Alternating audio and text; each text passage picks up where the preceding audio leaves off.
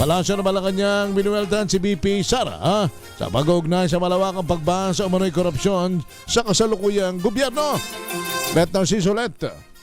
Sinopla ng Malacanang ang pahayag ni Vice President Sara Duterte matapos humingi ng tawad sa publiko dahil nananatilian niyang lubog sa baha ang Pilipinas dulot ng malawakang korupsyon. Sa press briefing, ibinalik ni Palace Press Officer Claire Castro kay VP Sara ang kanyang pahayag at inungkat ang halos 14,000 flood control projects sa ilalim ng termino ng kanyang amang si dating Pangulong Rodrigo Duterte.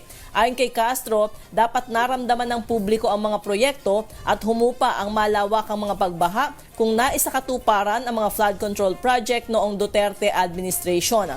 Ipinakita ni Castro ang mga ulat ng pagbaha noong panahon ng ama ng Vice-Presidente mula 2016 hanggang 2021.